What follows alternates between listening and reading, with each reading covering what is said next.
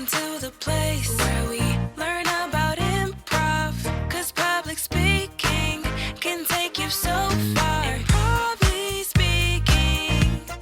Say yes and flex your creative thinking. Improv speaking. Say yes and flex your creative thinking. Welcome, everyone, to the Improvly Speaking podcast. I'm your host, Dana Gowan. So excited that you're here today. I say this every time, but it is true for today as well. You are in for a real treat because today we are talking all about senior improv. Improv is for grandparents too, and I can't wait to jump into it with our guest. But first, let me give you the rundown of this podcast, some of the goals that we have for today. One, to help people understand the benefits of improvisation and applied improvisation. Two, to demonstrate how improv shows up in all aspects of our lives. And three, to inspire you to try new things, get out of your heads and judgment zones, and find creative passions and outlets that can help you and serve you. And I've found and discovered an extra goal here is that I get the luxury of talking to really inspiring and interesting people.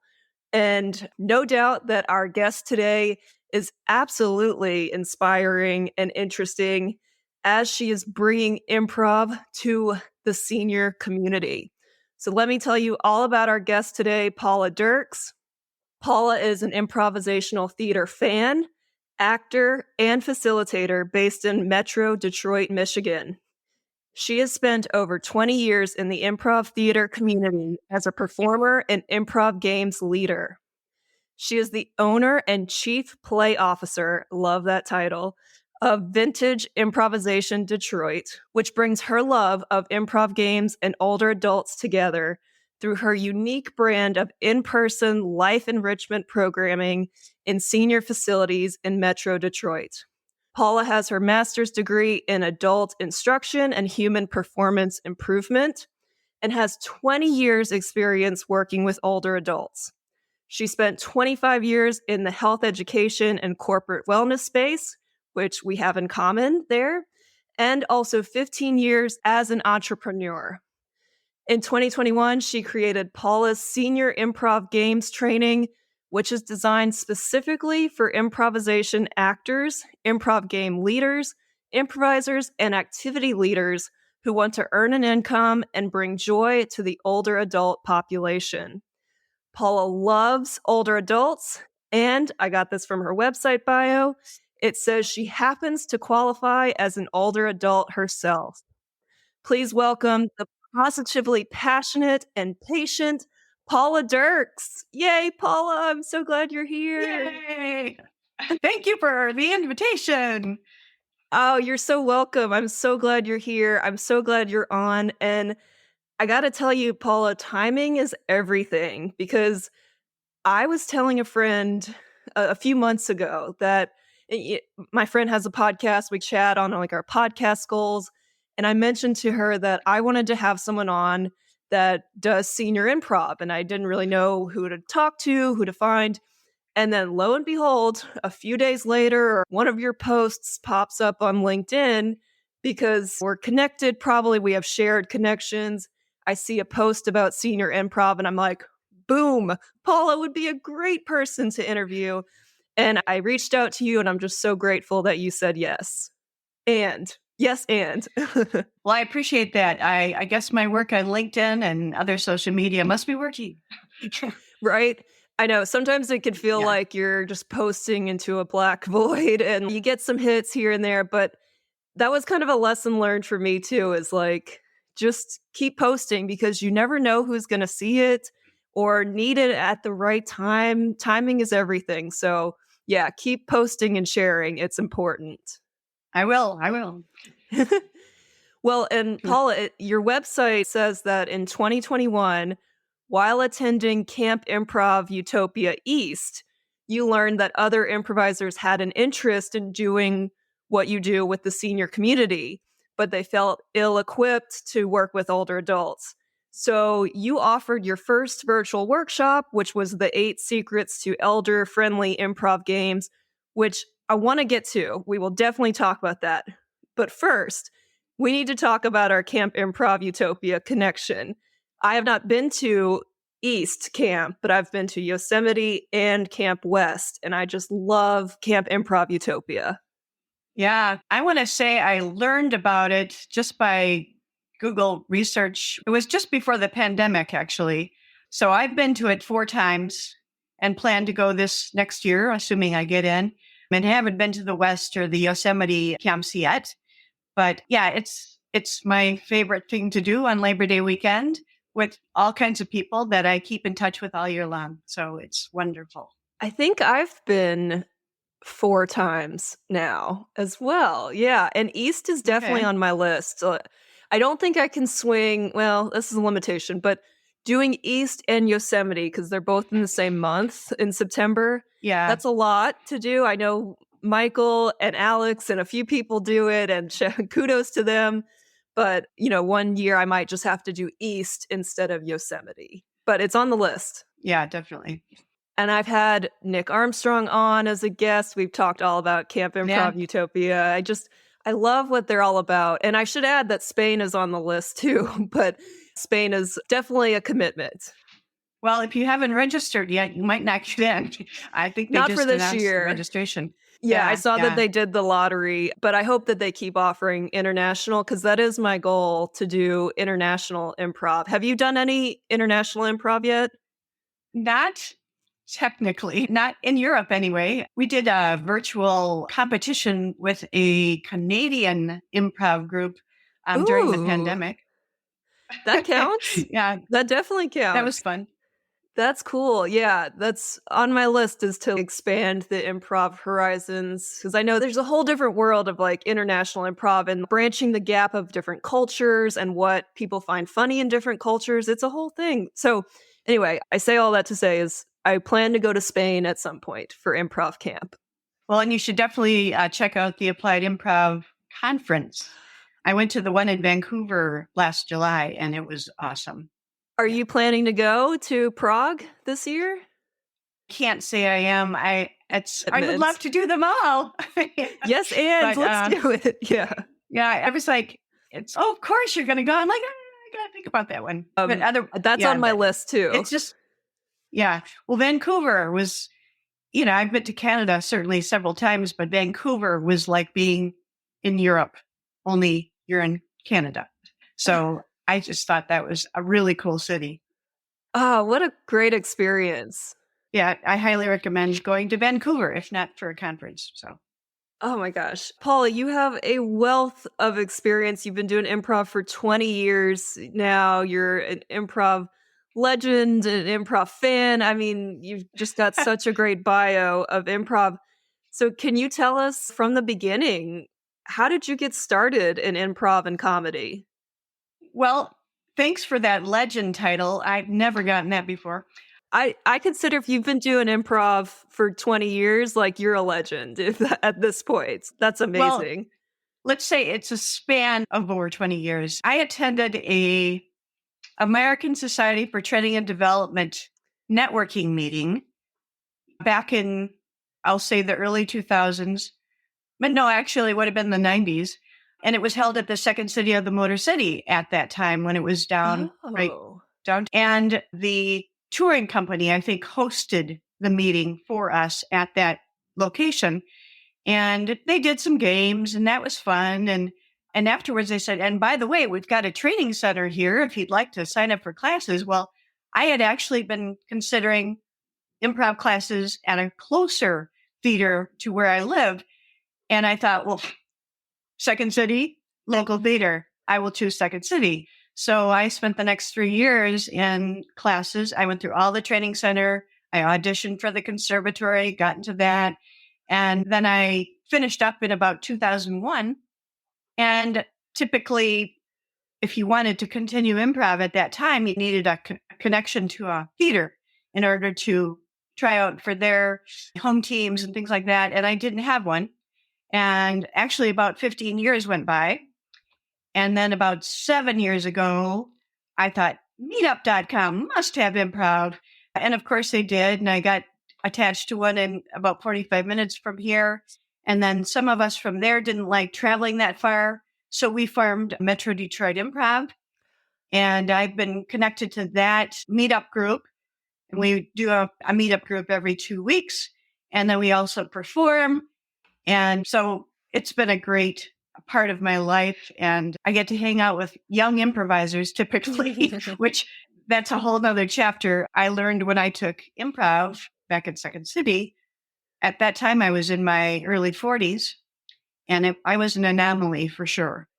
And that's continued, but the age of an improviser has gradually been rising over the years just because of whose line is it anyway, and more theaters opening up, more classes being offered. It's just become a little bit more normal, but it's still somewhat of an anomaly to have 40, 50, 60 plus improvisers. So that's my short history. Are you still performing with that meetup group? Yeah, we actually just did a corporate show about 3 weeks ago for Pella Windows. We perform improv games, just like Whose Line Is It Anyway, but with entertainment, we incorporate them into the games, and they always love it. We've done fundraisers for nonprofit organizations. We do maybe 3-4 shows a year because everybody's normally working full time. And they also are in other shows and things. And so it's a nice opportunity when it becomes available. I love that. And I love that you were involved in the improv scene in the 90s because I know improv was around before that, but like the 90s was really when it was getting its start and growing. And you were around to see that in the Second City community. That's cool. And you've gotten to see it grow and see more diversity and more ages now participating in it. Yeah. And at the time I was at Second City, the main stage actors you'll see in movies and different things today. Keegan-Michael Key was on the main stage when I was there. And a guy named Antoine McKay, who has his own theater in Chicago, but he's been on, I try to remember the name of the show. Anyway, there's been some real talent that's come out of that group of actors over the time that it was in Detroit. And I got to have them as instructors. So that was lovely. That's cool. That's awesome.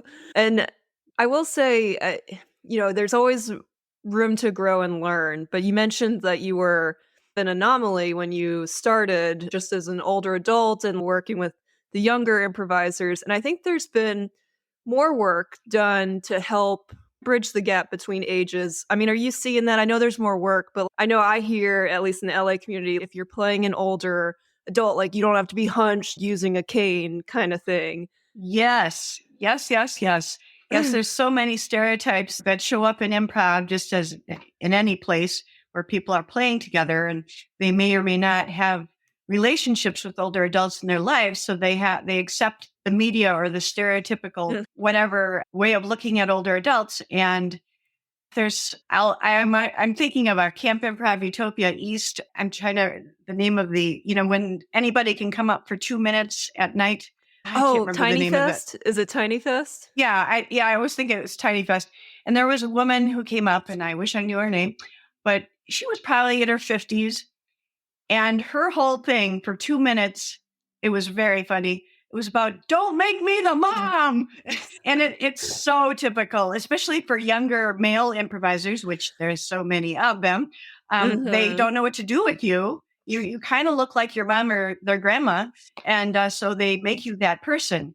And when I was at Camp Improv initially in 2019, and I sat down with a woman, her name is Anna Crimmins from Boston. She goes by Crim, and she shows up at a lot of camps. And, she was in her mid 70s, I'll say at the time. And I said, Crim, what do you do in Boston differently than Detroit? Because anybody over 40 is extremely rare where I come from. And she says, well, you just have to represent, Paula. You have to bring the improv to them. And at the time, my model, I was considering, well, what can I do with this? It was before I formed my business. And so I thought, well, okay, so I bring it to them as opposed to promote a program at the local community centers type idea. And that was a very wise suggestion on her part. She continues to be a friend, and now she's close to 80, I'm quite certain. And she teaches and performs and goes to camp and you name it. She's all very much involved. So she's a good mentor for me. Oh, that's awesome. Yes, I think I met her in classes at Camp West in 2023. That's Yeah. awesome. So I wanted to ask you, so what made you start Vintage Improv Detroit and then eventually discover this passion for working with seniors and then creating the Senior Improv Games training? Well, from that dinner with Krim at camp, she told me about the Vintage Improv Fest, which is held on the East Oh. Coast in mid-September, probably the week or 2 weeks after Camp Improv Utopia East. And I hadn't heard about it. And I kind of like the word vintage. And I thought, well, I'm going to borrow vintage improvisation and slap on Detroit at the end. And later in life, probably a year or so ago, Mickey Manting, who is behind the Vintage Improv Fest, she hosts it and sets it up and all. She reached out because she didn't want confusion between Vintage Improv Fest and Vintage Improvisation Detroit. Oh. There was no affiliation. It wasn't a problem, but she just wanted her followers to understand we weren't connected. So anyway, that's where the name of my company came from when I first started approaching senior living facilities and senior centers about a 1-hour experience that I could offer. And then obviously that led to the Senior Improv Games virtual training, which I know we'll talk about a little bit later. Yeah, great. And from your experience, and I know we'll get to it, we're going to talk a lot about senior improv in our second half, but how have you seen these skills of improv translate, one, in your own life, in your personal life, professional life, and then also as you're teaching these skills to the senior community? Like, how are you seeing these transformations? Well, in terms of professional, I've done a variety of things over my career. I don't know how much you looked at my LinkedIn profile, but I've did, done a lot yeah. of different things. Which is They weren't awesome. always, well, it turns out it was awesome. At the time, it was just what I call blundering forward. I didn't always have that next clear-cut plan, and I tried new things along the way, and I never planned to be an author, and I never planned to be an Amazon third-party seller, and I never planned on being a senior improv games expert, if you will. But the blundering forward is sort of like yes-anding whatever is in front of you, or that idea, like, "Ooh, what could I do with that idea?"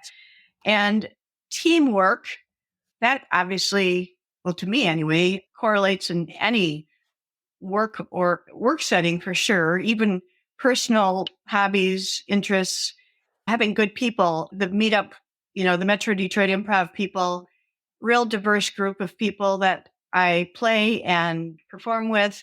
And you get to anticipate how people are in scenes with you. You know what works with them. And you're willing to work with brand new people because that's what we do together. And I wouldn't consider myself an expert performer, but I'm well beyond what I was able to do when I was at Second City back in the late 90s, early 2000s. So just learning as thinking on your feet, teamwork, yes-anding, it all goes together no matter where you are in life, whether you're in a social setting, a networking setting, a performing setting, it all works. I love the term blundering forward because I'm in my mid 30s. I feel like that has been what my career is kind of like right now. And I work in the corporate wellness space. I saw you had that on your LinkedIn bio that you've done that. So we have something in common there. And yeah, it's a tough field, not to get into it too much, but like, I feel like you're constantly having to explain to people why employee wellness is important and why it works. But then I remind Yeah. myself, like, well, you have to do the same in improv. Like, we're constantly having to tell people why improv works and like why it's beneficial. But sometimes when you're more passionate, it feels easier. Like, I'm happy to go to battle to fight for improv, but corporate wellness has been a little harder just because I've been doing it for 10 years now. I completely understand. When I was at Buick Oldsmobile Cadillac with General Motors, I was the outside contract employee, and I was neither management nor union. So neither side knew what to do with me. Yeah, that's a tough position. Yeah, but I had to constantly convince people on each side of the coin that this was beneficial to all of the employees, no matter what collar they wore. And it's all about relationships. And if they like you, they want to play with you, whether it's a fitness or nutrition or weight control or stress management, the relationship carries you a long way. Which goes hand in hand with improv, right? And Right. yeah, I think learning those skills of improv for me, I've been doing improv. We're in 2024 now, so it has been 4 years now in my improv journey. I can now say 4 years. Yeah. And it's just been so beneficial for me, like building those relationships and connecting. I know some people have the mindset like, we have a meeting, let's keep it short and to the point. And I get that. But also, you need to infuse a tiny bit of connection, like treat people like people. How were your holidays? How was your trip? How was your family? Like quick questions go a long way to me in building that connection and those relationships. Yeah. And I learned a lot of skills in that realm, especially when Zoom meetings were the only option. Mm-hmm. And open space on Friday afternoons with the Applied Improv Network. Such creative people and such amazing community. I really owe a lot to that group of people across the country, or across the world, I should say, Mm-hmm. that I Yeah. know. It's been incredible. I truly consider that a big bonus from the pandemic. Huge bonus. Yeah. What I've learned from them is abundance and sharing. Just the idea of sharing to make all of us better instead of hiding it and keeping it like, I do this thing, but I'm not Yeah. going to, I don't want to share it. I don't want you to steal it. It's like, we're all doing these games, but if we all facilitate them better, the improv community grows. That sharing in abundance rather than lack and competition and scarcity, that was a huge lesson learned for me in working with that community. Yeah, it's a very generous community. That's a good term too, generous. So I read in your bio that you've done a lot of speaking and also in your different jobs. I know you led like trainings and orientations and stuff for employees. So can you tell me a little bit about your public speaking journey? Have you always liked public speaking or did you have to learn to love it? Well, in my earliest days, let me see. I used to work for the YMCA pretty much straight out of college. And I was a program director, so I had to speak maybe once a month at the staff meeting or the board of directors meeting or something like that. It was very nerve-wracking for me. And then I ultimately ended up at the Chrysler Center Stay Well program. I worked for a hospital. It was this triangle relationship between the client, Chrysler, the vendor. Control Data Corporation was the owner of the wellness program, which is now called Stay Well Health Management Systems. And then I worked for Beaumont Hospital. That may be too much information, but No, my boss, I get it. I get it. Yeah. my boss, a guy named Michael O'Donnell, who was the guru of health promotion and wellness. Oh, yeah. Him. He wrote the Handbook of Health Promotion and Wellness. I can't remember that, but it was this huge book. And he says, started the Art and Science of Health Promotion Conference, I believe, if I'm thinking of the right person. Well, the American Journal of Health Promotion, that scholarly journal, was started by him and another guy. He suggested one day, Paula, you might want to check out Toastmasters. And I'm like, okay. And so I was in Toastmasters for several years, and I got pretty decent at the 5 to 7 minute speeches. I think you're a distinguished Toastmaster, aren't you? I am, yes. I saw that jump out at me. I didn't get that far. Well, I was in the humorous speech contest, and I liked the humorous speech contest route.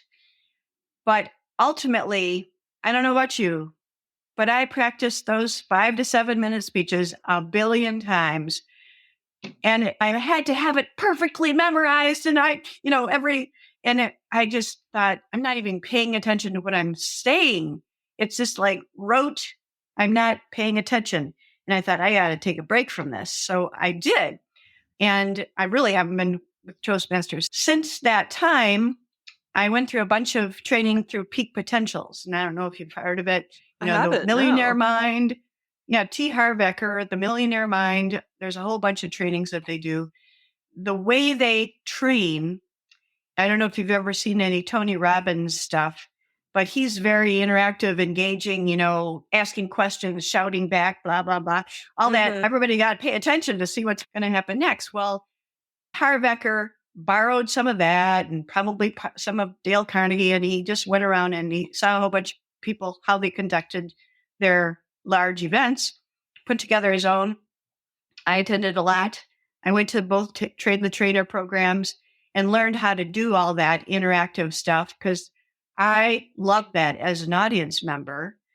And it engages me not only with the speaker, but with the people around me. And it's very inspirational and engaging and energizing. And so I just love that. And so I started incorporating that into how I was speaking in front of audiences. And I haven't had a tremendous amount of diversity in who I've spoken to. When I was at BOC, I had to do orientations and health risk appraisal interpretations and, what my program is about kind of presentations. And then at Chrysler, it was the stay well model of all those things. And so I was typically doing the same half-hour presentation to yet another group of employees at their lunch break or, whatever. I probably had PowerPoint slides, but I tried to inject a few jokes just because they're all falling asleep and they had to make it interesting. So it's just my style to have a little bit of fun and make people laugh. I always want to make people laugh. So that's kind of my public speaking journey, if you will. And I'm considering storytelling, just that whole avenue. There's some local storytelling going on. I love the Moth. And so I love great storytellers and I would like to be one too. So that's one of my future goals. So, yeah. Yeah. I like storytelling too. And I struggle. I think my weakness right now is I just get caught up in the details. There's a balance of details that you can share in a story that like keeps the audience's attention and then loses their attention. And I haven't found that right balance yet. I'm still working on that. But that is one of my goals too, is to become a better storyteller. And I think I get caught up in like the Moth, like having to tell these theme stories, but really we tell stories all the time when we're talking in meetings or you're talking with a friend. And just becoming a better storyteller makes you a better communicator and salesperson. It's helpful all around.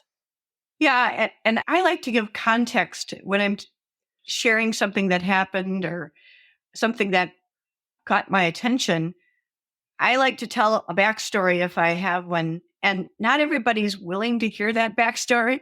And some of my friends like, oh God, here goes Paula again. And I would like to present a story in a more succinct way. And I'm reading a book called Storyworthy by Paula Dirkes that I heard about from a podcast for facilitators. And he's an expert story slam winner with the Moth. And so I'm reading it very slowly, but, I'll eventually get through it and apply what he knows. I wrote that book down because I am interested in that as well. And just to go back to your Toastmasters comment and not bashing or anything, but I have felt that same feeling as well, that I was almost too polished in my speaking. And I guess if you look at the scale or graph of like polishedness, I have receded a little bit in how polished, quote unquote, polished my speeches are. And I would get that feedback a lot in my evaluations. People would say I was very polished, which just meant that I sounded really rehearsed. And again, like you, I was word for word. I memorized everything. I had a whole like chunk method that I wrote out. So I wouldn't write in paragraphs. I'd write in chunks so that way I could remember. And now I don't write out my speeches. If I do a 5 to 7 minute speech, I challenge myself. I am still in Toastmasters. I go 1 to 2 times a month, maybe to my local club. But I'll challenge myself to just write an outline and try to be succinct. That's my problem, though, is Yeah. I sit down. Yes. Yeah. I think I'm going to do a 15 to 20 minute solo podcast episode, and then I record for 45 minutes. And I'm like, okay, we could work on being more succinct here. So that is also on my list of goals. Yeah. Just because you have 2 words for a point does not mean you're only going to say those 2 words. So yes, length is a challenge with me as well. Yeah. There's a running joke in my club that I am quite the talker, and I have also participated in Toastmasters contests, and I have disqualified myself because I went over time. This was a recent, like last year, I did that in a Zoom area contest, and I was just like, I thought I had it, but I really wanted to finish the story, and I did not have it. I was like probably 5 seconds over time. But I felt better that I finished the story, at least. I remember the evaluation role in Toastmasters used to stress me out big time because, like, oh my God, trying to be, summarize or synthesize what I just heard and be able to deliver it back in a particular format. I thought, oh, please take me away now. and table topics, that was the other one. Yeah. Yeah, table topics used to be my least favorite, and of course now it's my favorite. I'm like, oh, throw it at me. I'll answer all the questions. Yeah. Like, because people will shy away from it, and I'm like, oh, I'll take it. I'll take your question. But I know I need to let other people have a turn too. Well, I wish I had discovered improv back in that day, because that I would break out into a cold sweat. It's just knowing I was next. Been there, felt all of that. And that's why you practice, right? And then look at you now. Like, you're leading applied improv workshops for seniors. That's incredible. And that is a huge undertaking. That's amazing. You're using your public speaking skills to the fullest. Right. And as you alluded to in one of your communications is, I do prepare. I do have a way of approaching it, and I play with it along the way. So I like things to be delivered in a particular way, but that gives me the flexibility of playing because it's so familiar and I know I'm going to finish on time and things like that. So that works for me. Preparation is definitely important. And I will say, I do not just write, well, I don't know, I guess I'll clarify that.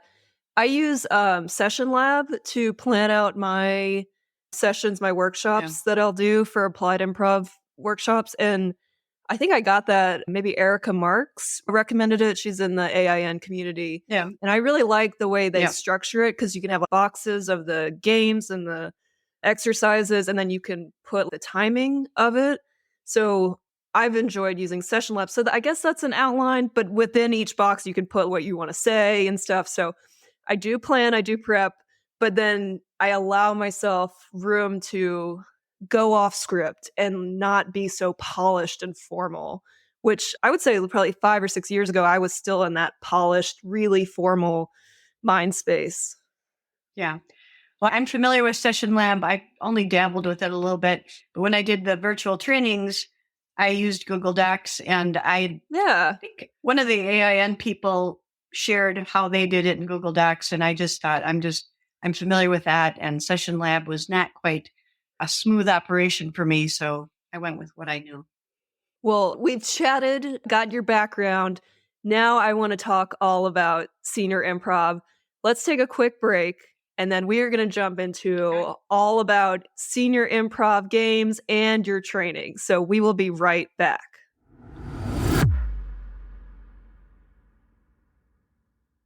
All right, and we're back talking with Paula Dirkes all about senior improv. And Paula, I've got a lot of questions for you. I've got a lot of answers.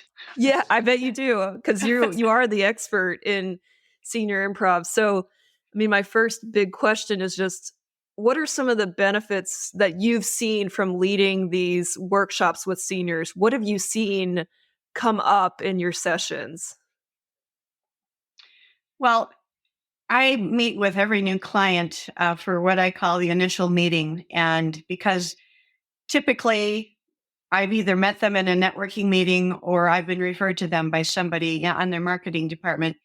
And not everybody's familiar with whose line is it anyway, because that is my first question, because it just tells me a lot right there.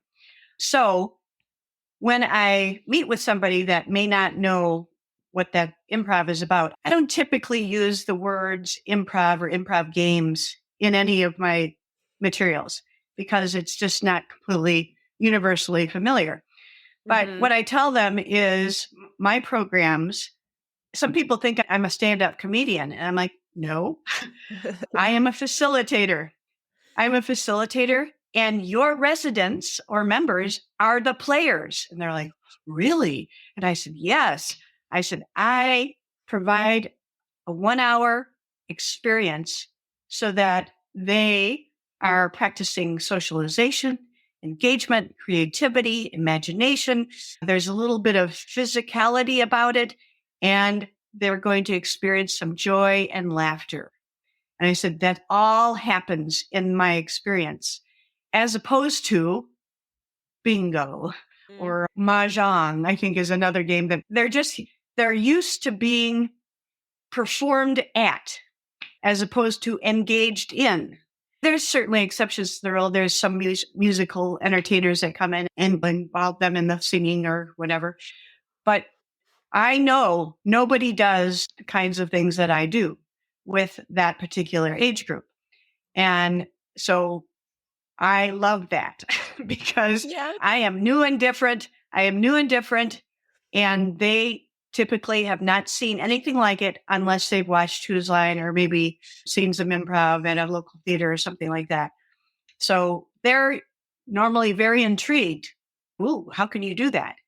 And I just say, we play 3 to 5 minute games that engage them, ask them to do things, take on a character, whatever it is. They're all different games, and I mix them up every single time I come. So that catches their attention. Because each senior living facility, especially the private pay facilities, they are trying to set themselves apart from the other ones with the perks and the benefits and the programming and the food, all the things that a family or a resident is looking at as they consider that as their future home. And when they have unique programming, because they all have a program calendar and the family's going to be looking over all that. And when they see, this, I'm not there watching them, but they want unique ways of setting themselves apart. And this is one way of doing that. Yeah. So when you're talking with the coordinators, planners, event planners, session planners, you're mentioning like help boost creativity, get people maybe moving, some kind of physical activity portion of it. And that physicality stood out to me because I imagine you work with people of all different abilities, both physical and mental abilities. So how do you accommodate for that? Well, I learned early on that, I knew that safety was always a critical concern. And so I thought, I'm not going to even mess with having them have to stand up in a circle like maybe we might do in a meetup group. So I set up a semicircle of chairs. And then people come in wheelchairs. They come in with their walkers, and I'll replace a chair with a wheelchair, or I'll make room for their walker to be parked behind their chair. So everything is done from a default seated position. And on occasion, it's rare that I would work with an independent living facility or residence, because independent living people have their own cars. They're going places. They're doing things.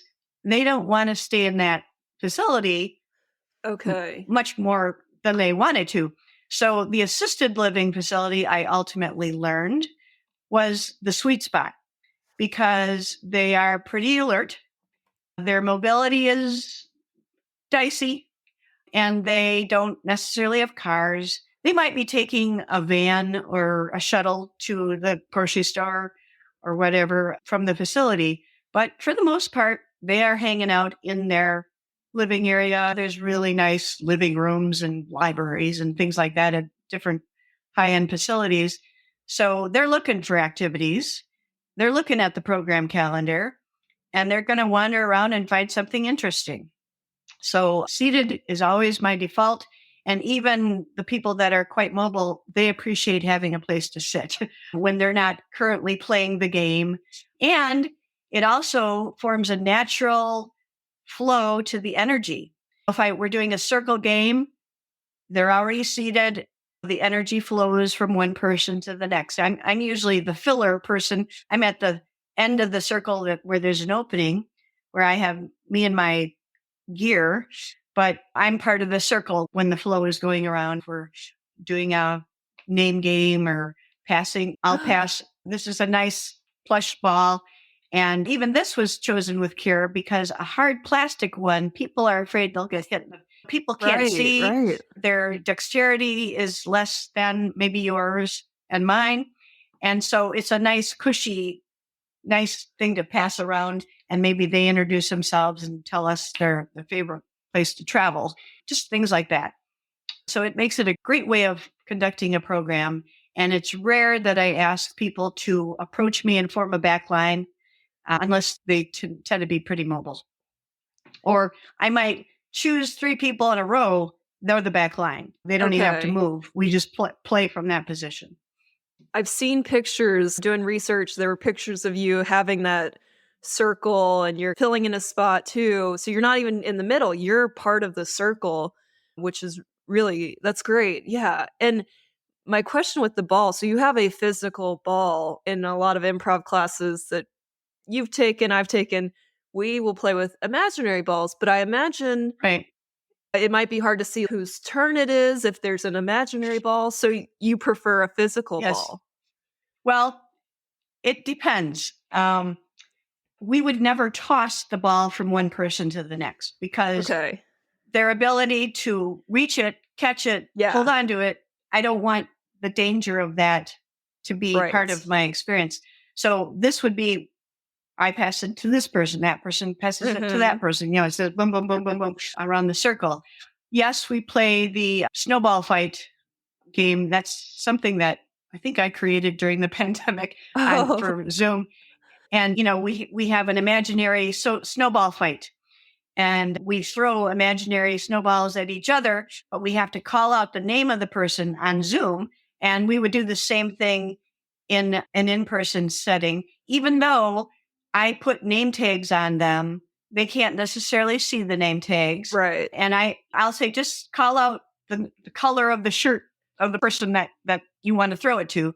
And then that person, the receiver, can catch the ball, duck the ball, or get it smack in the face. So they have 3 ways of catching, ducking, or smack in the face the snowball. And they all love that. And we play Jingle Bells or something behind. And it's just a fun, silly game. It always is a hit wherever I play it, online or offline.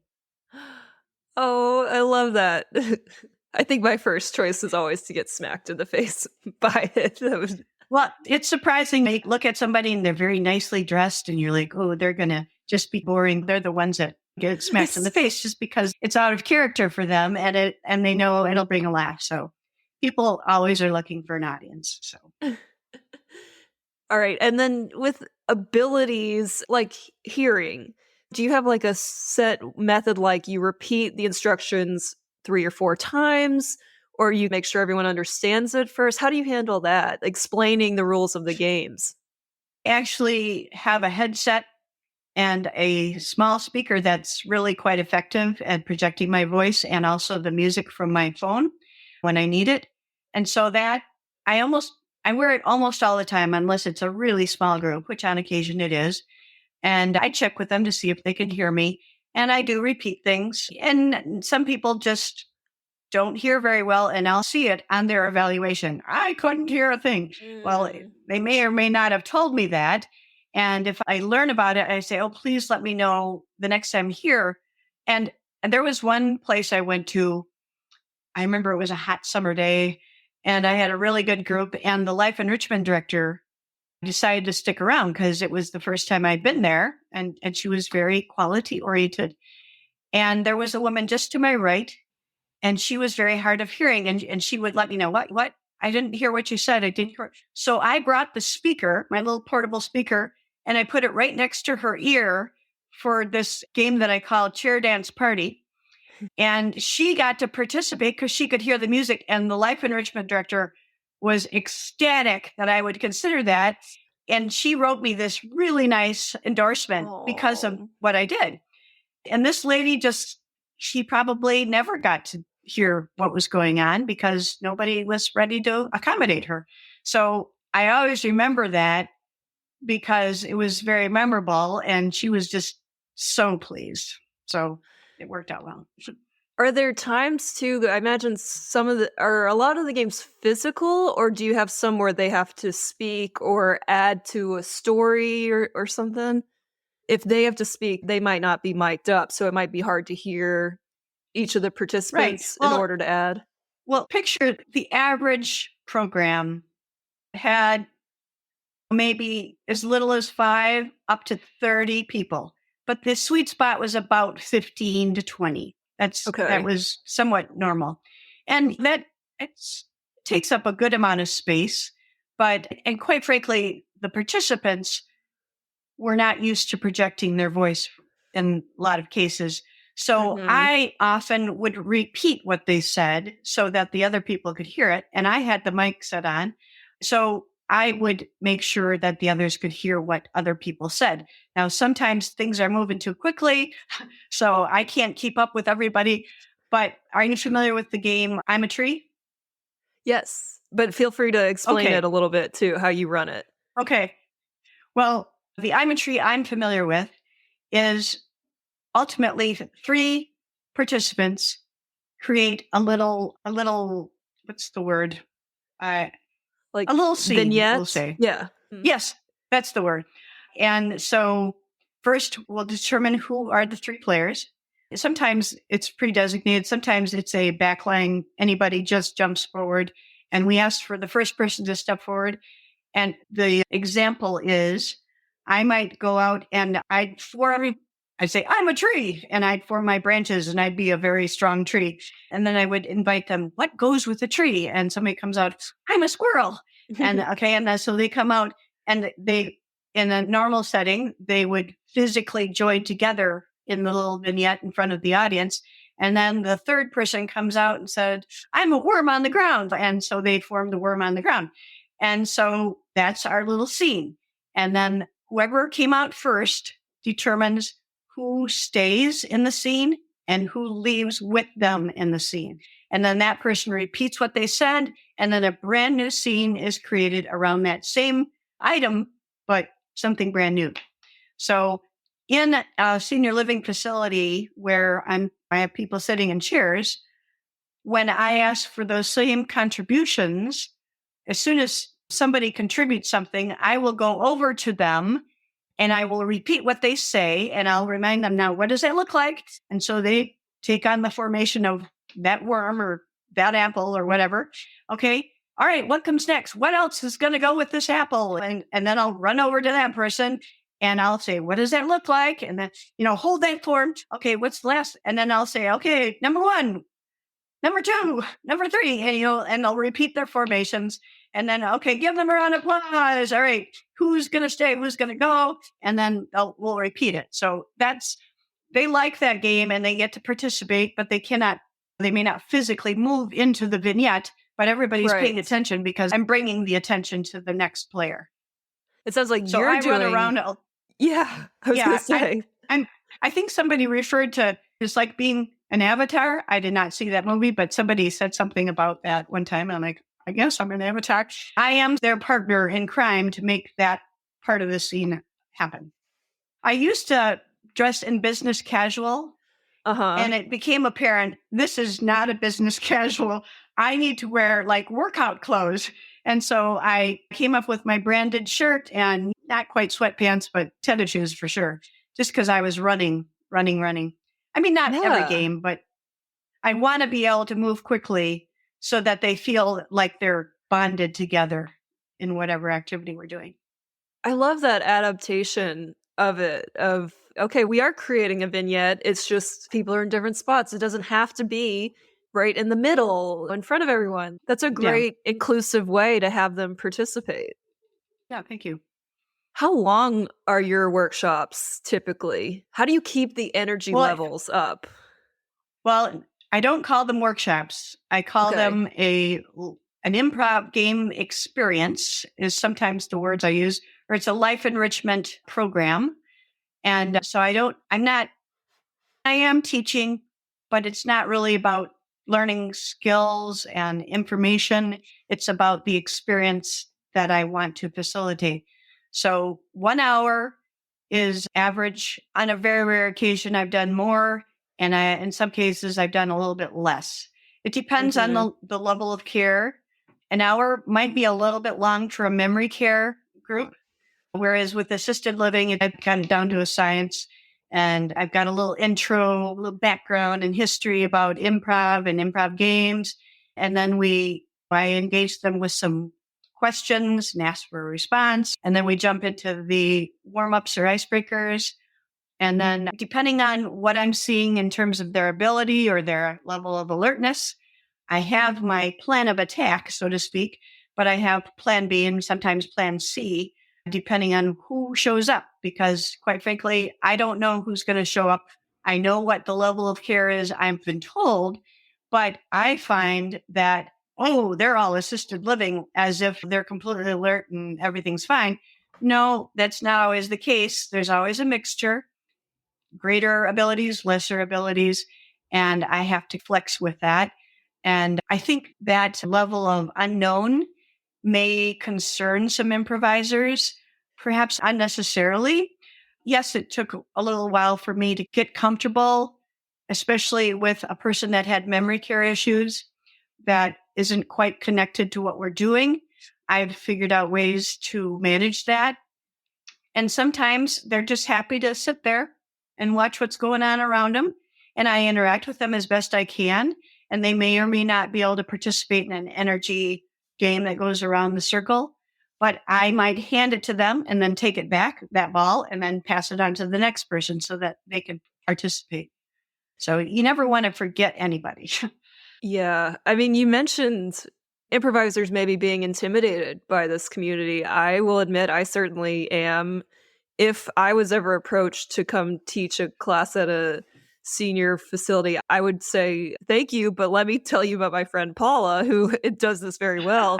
And I would pass that along to you because it feels there's a lot of different considerations to make that I don't think about when doing like corporate workshops and stuff. And I can tell that you've now had so much experience that you can kind of embrace whatever's thrown at you. Yeah. And quite frankly, I did not seek out memory care groups for years. I really didn't take that on until maybe the beginning of 2023, I think. And then I had determined at that point, I always had a few memory care people as part of my assisted living groups. And what conclusion I came to is that rather than play games that require comfort with dialogue or character or storyline, I was going to play warm-ups and icebreakers a whole lot more because they're still engaging, they're still creative and imaginative, and they're right now.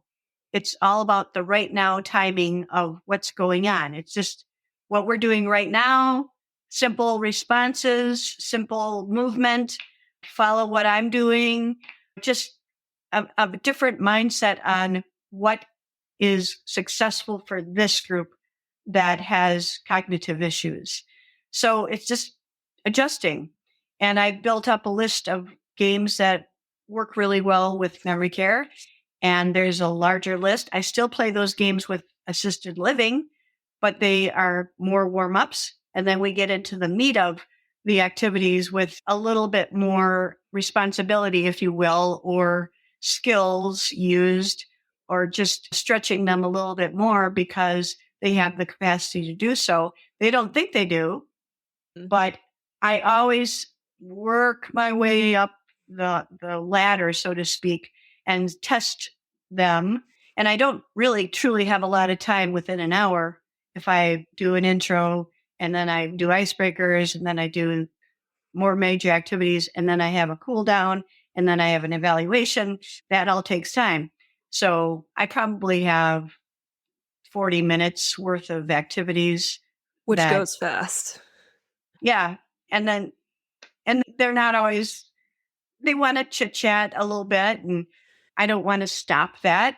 And I want to chit chat with them too. So it's just a great group of people to work with. It's just so fun. My dad used to have open houses at our home for business people and clients and all kinds of stuff. And so I was allowed to come to those parties and interact with the adults as young as a long time ago. And so it was a comfortable group of people for me to interact with. And so nowadays it's like hanging out with my parents or grandparents at different buildings. I look at every new group and I think, how would I want my parents to be treated in this kind of program?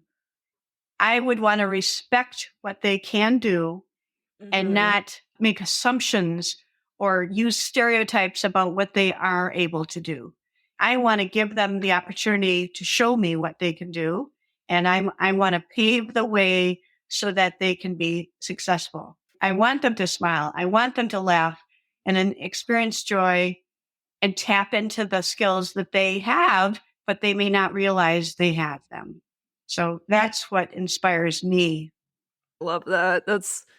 That means a lot because I am thinking about my grandma. She passed away in February 2020, right before the pandemic. She was 92, 93, and it was a pretty quick decline. Like I would say over 2-year decline, but she had dementia. Started with a fall and then it just she was really independent even at 90, and then all of a sudden just the decline was quick. And I remember going to visit her in her home that she was in, and the alertness isn't there. I don't even know if she knew who I was at that point, who she was. She'd tell me stories and I'd ask my mom, is that true? She's like, I don't know. I don't think so. So it's hard. It's hard to see. I can't imagine going into a place, one, because it's a hard time for families to go into, but you're bringing joy. You're sparking joy in them, or you're trying to with these workshops. Yeah. That's awesome. Yeah, and I did have an opportunity to work. I came up with a new spin on the Senior Improv Games, or what I call Smart Games and Grins. That's the name of my program that I bring to different locations. But I was at a memory care facility and she said, well, I really would like something that we could have family members and the residents participate in. Oh. And so I said, okay, I can do that. And so I came up with the name Getting to Know You Games, I think this is the name of it. And I've only been able to do it one time because for one reason or another, people aren't as interested in wrapping together family and residents. But primarily it was the family members that were playing the games with their family member that had cognitive challenges sitting next to them, but they were all together. And the cool thing about it is that the different families, I guess they already knew each other because they would pass each other in the hallways on the way to visit their family member that was living there. So they were dealing with the same challenges. They had a family member in a similar situation. They were all watching the decline, but enjoying the fun things that happened every once in a while. And so I got to make it all about fun. And they got to play with mom or dad or grandpa or grandma sitting right there, maybe smiling or not. But they all got to play together. And they just came up and they're like, that was so fun. That I just so much appreciated. Oh my God. I was so great to see mom smile. And so that was really fun. I would like to do that more. Oh my gosh, I have chills. That's so sweet. I can say from experience going to see my grandma, sometimes it was hard to even get her to move away from the TV room or something to come sit outside with us. So how do you deal with those of different cognitive abilities who or they're like, I would rather be in front of the TV, or what is this? They become maybe a distraction or a disruption. How do you deal with that? How do you handle that? Well, to be honest, the people that come to my program, especially in a memory care facility, they are delivered. They're private hire caregiver or a life enrichment director or a staff member. They're just bringing everybody probably in wheelchairs or even I remember there was a quadriplegic resident. She was in like a bed that was on wheels and she showed up and she could talk and she could move her arm and she was very expressive. She just loved being in the program because she got to play with everybody else and everybody else, they were used to her mobility and issues but they're used to helping her. And they would remind her, oh, this is when you say that, or repeat after her, or whatever. So they were facilitating the experience for their buddy, the resident with lots of challenges.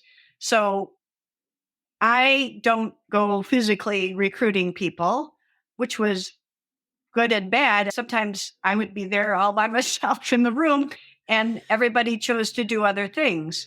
Or there was a cool thing. They were going on the shuttle bus to the Detroit Institute of Arts, and that was the cool thing that day, and mine wasn't as cool. So the people that do show up that maybe are more disruptive, for example, this was my saving grace one day at a facility. A woman came in and she was in a wheelchair and she had, I swear, 5 blankets on, and she was clearly in a bad mood. And she did not, English was not her primary language. It became apparent because I'd go around, hello, what's your name? My name's Paula. And I finally got a name from somebody and I put her name tag on. And of course, I'm asked, would you like to put your name tag on or can I put your name tag on? I don't want to just reach out to them. So we were playing a game that was a name game and this was going around the circle and it came to her and she was just not playing anything. She didn't want to do anything.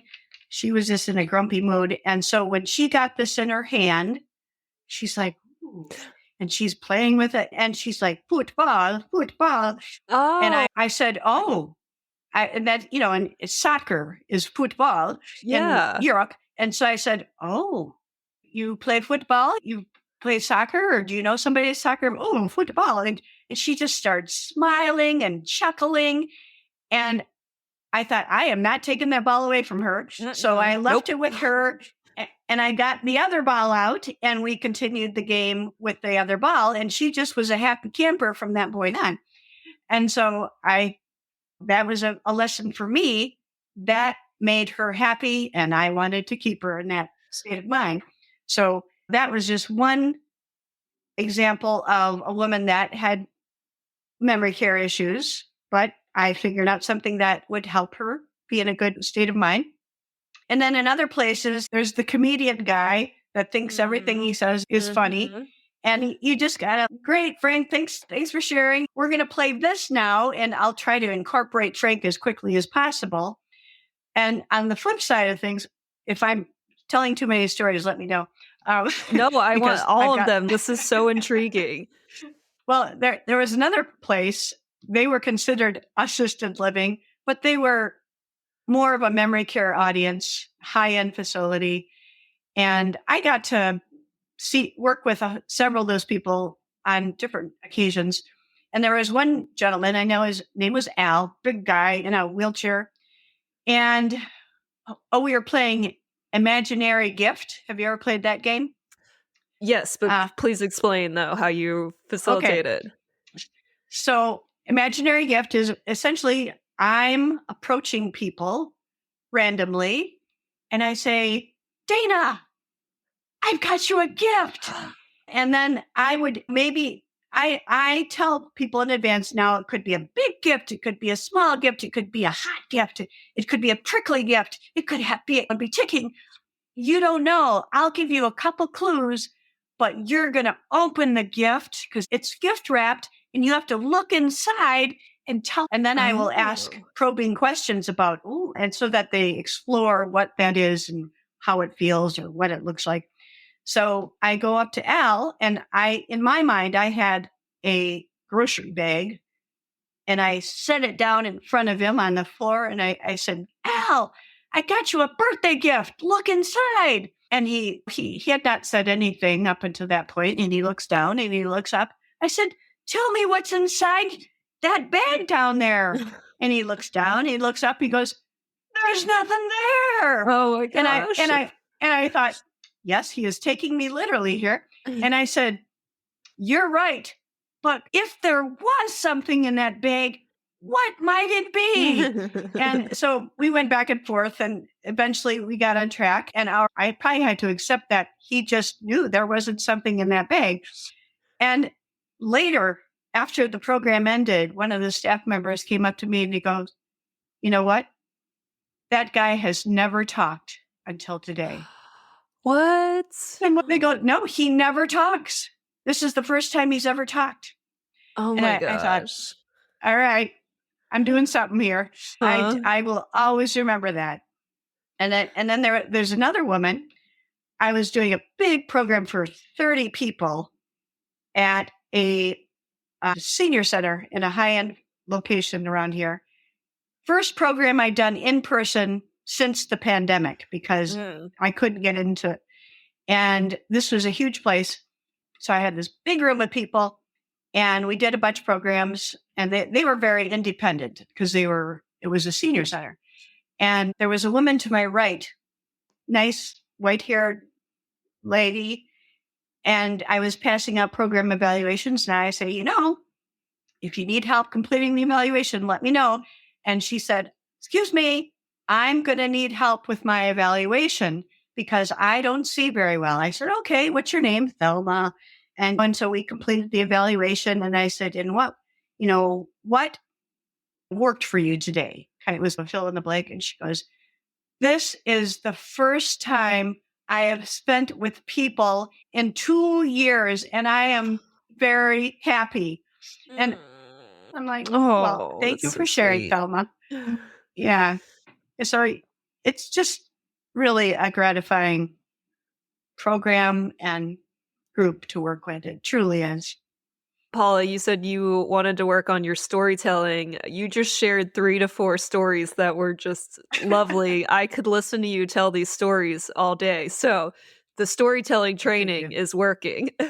Thank you. Well, I've been able to practice those stories a few times because they are so representative of certainly the high points in what I do. And not every program is like that. And sometimes things just don't work.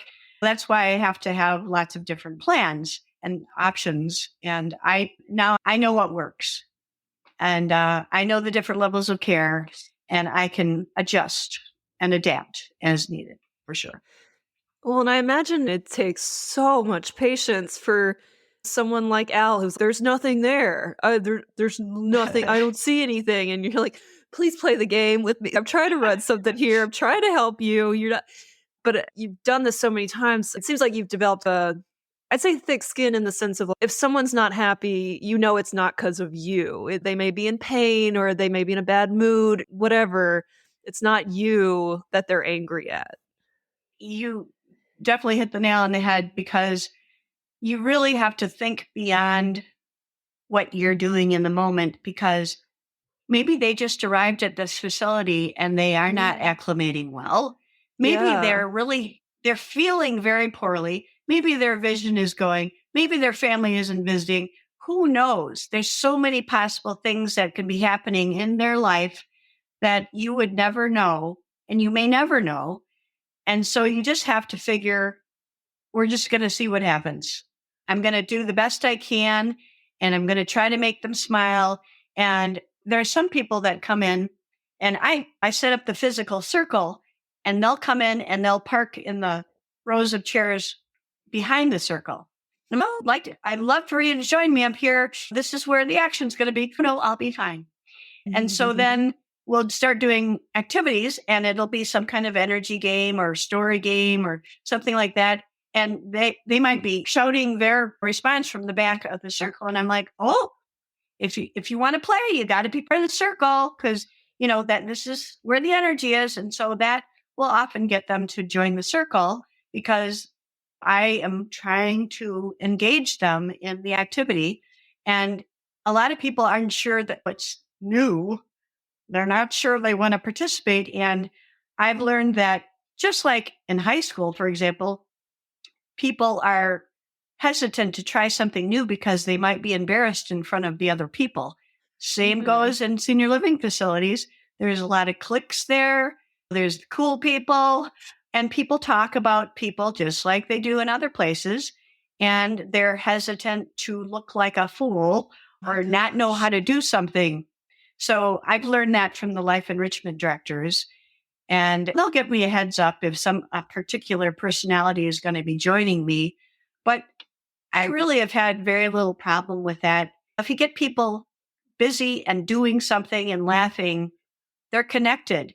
And I make a point in my intro that laughter is a universal language for anybody, anywhere.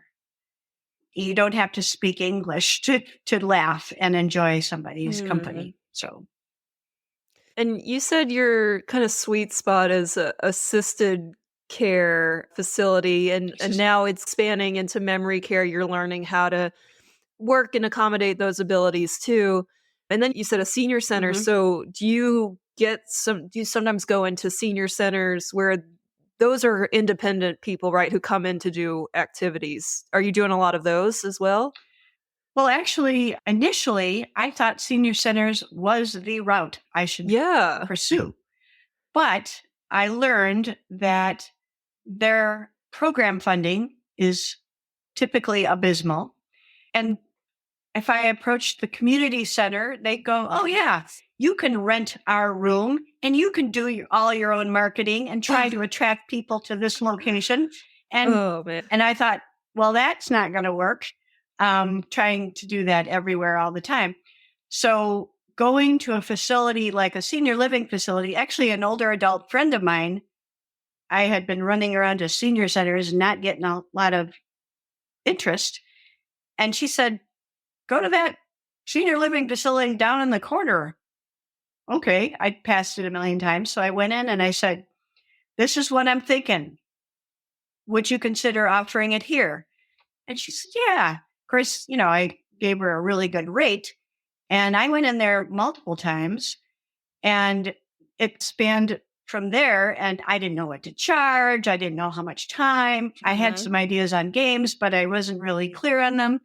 So I learned a lot. And that was 5 months before the pandemic. So I was just really getting rolling. That month that we went into lockdown, I had 5 gigs lined up. It was a banner week and I had to cancel them all. So, but senior centers, I ignored them for a long time. And then I was meeting people from senior centers at senior networking meetings that I would attend. And what I learned, and this is a secret for those that are listening to your podcast in the future, and I have not even really shared this in my training, is that other senior services professionals, the home care companies, the durable medical equipment, the insurance people, whatever service that seniors would be interested in or require, those people want to get in front of small, intimate groups of older adults to have their 5 minutes to pitch their service or product. So they are willing to sponsor me to go into a facility where they want to connect with the decision makers so that the decision maker will use their service for that senior living facility. So that was, I knew about those kinds of sponsoring relationships, but I never thought, well, I don't understand how that would work for me. There were companies that had big marketing budgets and they'd throw down $200 to be at a senior expo and have a table. And I'm like, oh, I don't have that kind of marketing dollars to have a table at a senior expo. But I realized this woman approached me a couple of years ago. And she says, I've been waiting to talk to you. I've held on to your business card all these years. I want to sponsor you at X facility. And I said, okay. And I thought, why? And then I realized that she's the only other person in the room in front of that audience that I'm going to play games with. So she's got her 3 to 5 minutes to, this is our sponsor, blah, blah, blah. She's going to tell you a little bit about her service. She's going to have a table and probably some nice little giveaways. And she'll be around after the program so you can talk to her. And she's going to play games with us today. Everybody wins.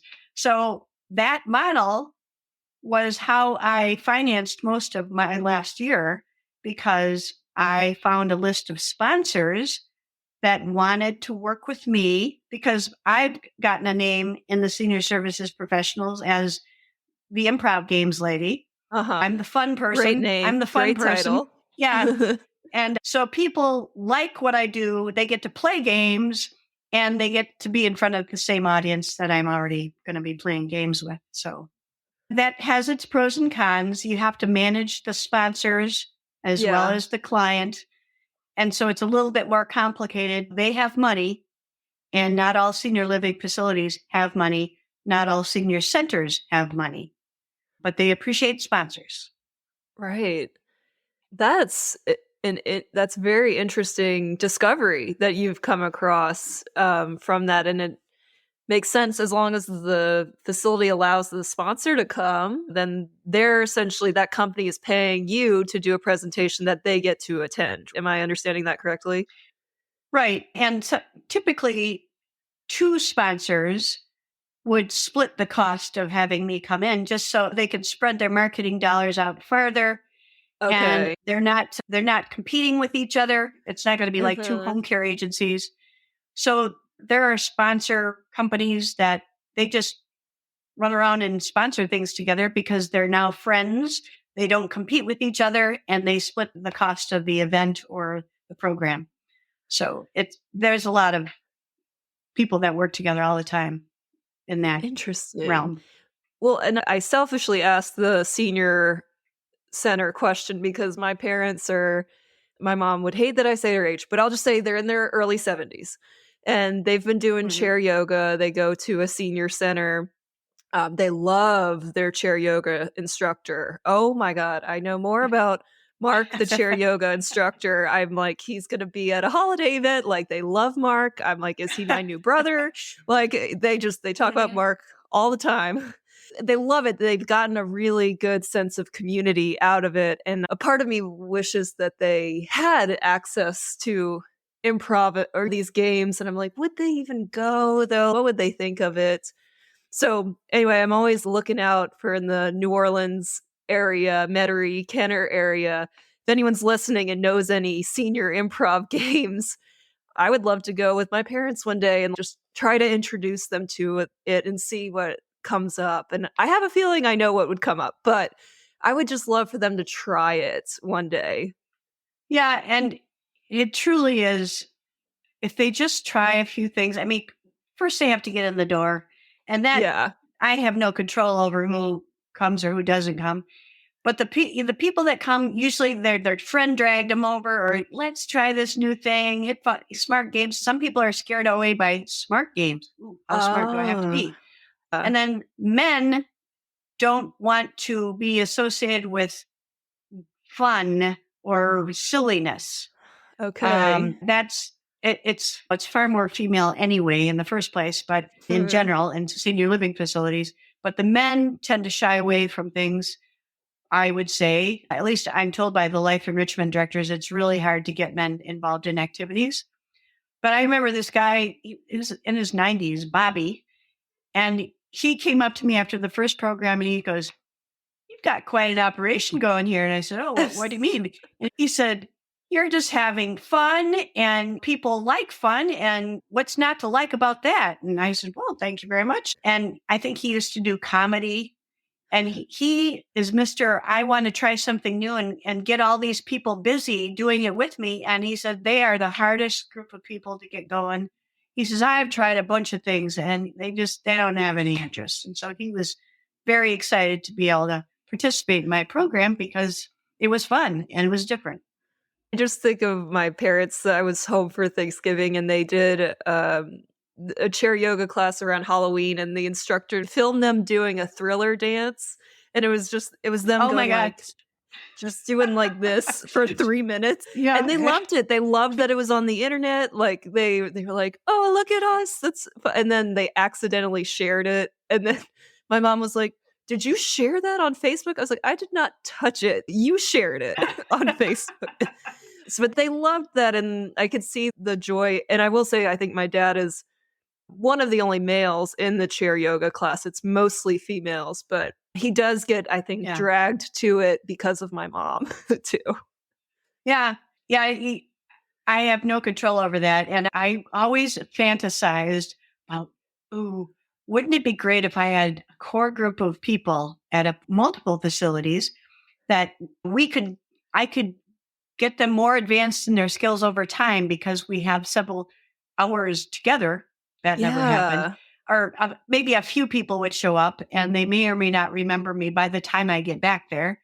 And then I had this other fantasy that what if we had different facilities with their core group of improvisers come together for some kind of improv fest, like a senior improv fest in Detroit. No, that's not going to happen, or it hasn't happened yet. So perhaps I'm ahead of my time, but I figure if Boston can do it, why can't Detroit do it? So I guess I have to be happy with what I have been able to do. And I'm glad I've done it. I truly am. I don't think you're that far ahead of your time. Don't give up on that thought, because that could be really fun. And I think it's a matter of maybe just offering the recurring sessions, or hopefully getting your foot in the door that you can. I just think of the chair yoga, and I know that is more physical activity. Obviously, improv is a different sell, but once you get your groupies, and I say jokingly groupies, but like my parents are of Mark, the chair yoga instructor. Once you get your groupies in each spot, then you've got your groups that you can teach and have come together at your senior improv festival. You can make it happen. If anyone can do it, Paula, it is you. Thank you. I always hoped it would be so great to have some way of connecting with each individual that arrives, but it's HIPAA, it's privacy. Yeah. And then you come back another time and like, where's so-and-so? And they're like, oh, she passed away. And I'm like, oh, that happened on occasion, and it's what happens. Or they moved or whatever. And so I consider these my favorite people, and then I didn't get to see them. So, well, and I know this is I'm struggling to ask this question because I imagine you might know what's coming, but you might get asked this too. But as you're going into these facilities and seeing older adults, and I use the word decline, but there's probably a better way to phrase it, but just aging process, do you find it depressing in any way? Or I don't know. Or you're like, I get to bring joy to these people. That's how you reframe it. Well, let me address the first part of your question. Everyone needs to understand there's 24 levels of care in the senior living world. 24. Very independent. Yeah, I provide a kind of an informational graph in my first training to help people understand the breadth and depth of care or independence that is available to older adults when they are living in a facility. And they all think of nursing home, people in wheelchairs, leaned over, getting ready to die tomorrow. And those facilities do exist. They're probably the lower end people that are on Medicaid, perhaps. They don't have all the bells and whistles and comforts and services within a facility. I've done programs in those kinds of facilities. I've done low end senior living facilities where they are so excited to have any program, not to mention a fun program. They all show up because it's the big event. And I love that group of people because I am truly a big event and excitement for them. Whereas the high-end facilities, they may have the program budget and they have all the nice comforts and ice cream and you name it, they've got it. Water walls and pianos, but they Wow. have so many choices. They have so many choices of things they can do, and there's so much square footage for them to get lost in. They may never stumble across my program that is on their calendar, but they're not looking at the calendar. And so there's pros and cons in all the different places you could work. But back to your question about, don't I get depressed? Certainly, I don't necessarily see all those the lower functioning, lower mobility people in my programs. Perhaps more so in the memory care audience groups. They are wheeled in, and it is the group activity for that hour. And so they all are rolled in and they're put in a circle, and maybe their caregiver hangs out, or maybe they leave and come back. So they are not the perkiest group of audience members, but I know ways of engaging them. I know music is inspirational. I know rhythmic activities are engaging. I know interacting with them one-on-one is getting their attention. I know a name on a name tag, so I can call them by name, is going to get their attention. So I ask them to be more engaged on a more personal basis. I might do an all play activity, but I try to engage individuals more so and speak to them personally as much as I can, so that I am catching their attention in some way. And I'm not an expert. I've been part of some activity director Facebook pages, because they're the people that would typically hire me, or the life enrichment. Those people are creative all day long, and then some. And they are the people that have this much budget to hire outside people to come in and fill some slots for them while they run back and try to answer their phone calls and do their emails. Otherwise, they are on every minute, putting on a program, breaking it down, putting on another program, break down. They're running. And I got to give them a lot of credit. And they burn out. There's a lot of turnover in those kinds of positions, unless the company is really taking care of their people.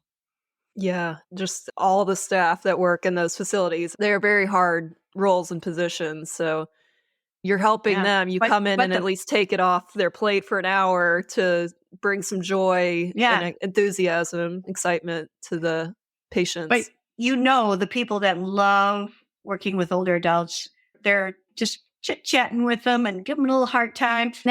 I like to play with them. I like to do that in just my initial conversations with them. And I like to see who is in my room, and just, the initial conversation, just what's your name and where'd that come from? And just ways of engaging them initially, and to see how alert they are. And if they can carry on a little conversation, that's helpful information to me as I enter the games part of the program. Well, and flipping to the other side of your business, we talked all about how you lead trainings or workshops. You don't call them workshops, experiences. But then you're also helping people who want to get into this too. Kind of the same model of AIN, a little bit of, if you can train people to be better senior facility session leaders, activity leaders, the more your business grows, the more their business grows, the better seniors get taken care of in these experiences. Everyone wins. So I saw on your website you have 2 trainings of your senior games. So you have the 8 secrets to elder-friendly improv games, adapt, guide, and get paid. And then also how to be a senior improv game superstar, get paid to play in the senior living market. So can you share some of the 8 secrets? And I know this is a training you have on your website, but what are some of the 8 secrets to leading these elder-friendly improv games? Well, I want to differentiate what we've been talking about for the most part up until now. The programs that I physically deliver in senior living facilities is something that any improviser can do, in my humble opinion. However, that improviser needs to be willing to facilitate a program with a group of older adult people who, of course, have different levels of care and different abilities. Mm-hmm. So knowing your audience says is important. But when I went to Camp Improv the first time, I thought they were looking for breakout session leaders on the afternoon where it was normally an afternoon off. But if you wanted to learn about a particular activity, they put it out. And I said, hey, I could tell them about my elder-friendly improv games. So I did it. A handful of people showed up. They were interested in it. And so that led to my virtual trainings. So the virtual trainings took place in 2021 and 2022. And, one led to the next. And I feel like what I do, I don't have the only way of doing this, but I'm constantly trying to find other improvisers that work with older adults. Yeah. I've found a handful through the Applied Improv Network. They work with older adults in slightly different ways. Maybe they're all about performance. Maybe they're virtual. Nobody else does it quite like I do, but I'm always trying to share ideas and learn from others so that I can tweak what I do and they can learn from me as well. So I conducted a virtual training live on Zoom, and then I recorded it because I thought there's other improvisers down the way, hopefully that will want to learn this as well and bring it to their own community. And I had people from 5 continents on my training, the UK and Europe, I think Canada. It was a real interesting population. And senior services and senior living facilities are not identical across the globe, for sure. Right. In Europe, maybe it's being done at home. Maybe it's being done in a group home facility down on the corner. These big, massive facilities like we have in Detroit and beyond, they're not the norm everywhere. So what we do in Detroit may or may not work in a European country, for example. But there's a lot of countries where a lot of these skills would fit very well. So I wanted to offer that to the improv community or even the activity director community who are trying to learn new skills. And the 8 Secrets to Elder-Friendly Improv was, here's the senior world that you need to know and the levels of care and just to give them survival skills, so to speak. And how do you navigate this whole big thing and then get work in it? And oh, by the way, here's a bunch of games that I already play and you can play too. If that's all you want, that's fine. But it's nice to know the bigger picture and how you can navigate successfully in it. So that was the focus of the 8 Secrets. And then from that experience, just giving people the layout of that industry and what to do in it, how to operate. Then I said, well, do you want to learn about the business that I've created to do these kinds of programs? And they were interested. So that's the 2-part training. The Senior Improv Games Superstar. Yeah, get paid to play in the senior living market. That one. I haven't rattled off that title in a while. But yeah, that was to break down how do you connect with the senior services networking groups? What do you say when you go there? What's your elevator pitch, so to speak? How do you get gigs? Who do you talk to when you're pitching your idea at the facility? What might you say? What emails might you send? What's that initial meeting about with the life enrichment director? What keywords do you want to use so that you'll get their attention and deliver what they're looking for? And then ultimately, how do I deliver a program? What forms do I use? What documents have I created? What Google Sheets do I use? How do I track everything? How do I keep track of my games? I have a particular template that I use, and I have a spreadsheet that I'm always entering games and breaking it down, standard ways of keeping track of games and the components and the challenges and the props or whatever. And then I can print out a template in a form, and they all look the same format, but they all are each covering a different game.